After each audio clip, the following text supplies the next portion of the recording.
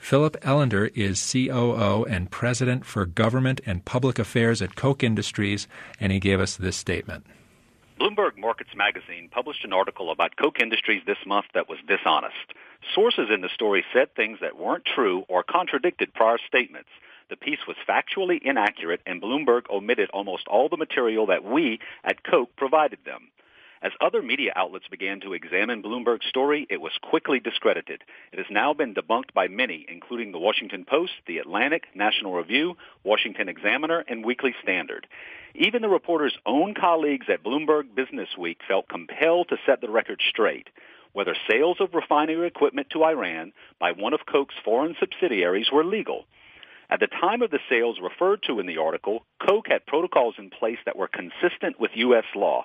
In fact, many years ago, Koch adopted a policy prohibiting sales into Iran through its foreign subsidiaries, which is stricter than U.S. law. That policy remains in effect.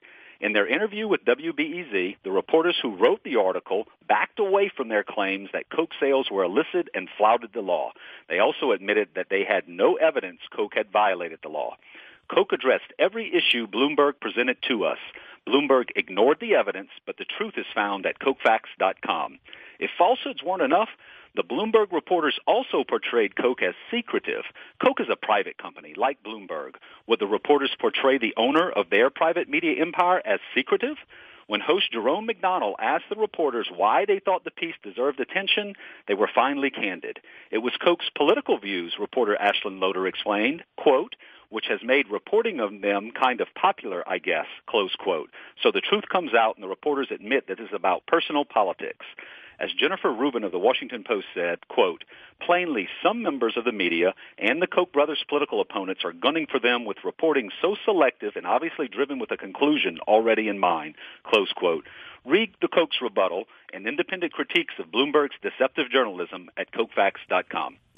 That was Philip Ellender, COO and President of Government and Public Affairs at Koch Companies, responding to our October 12th interview with Bloomberg journalists Ashlyn Loder and David Evans.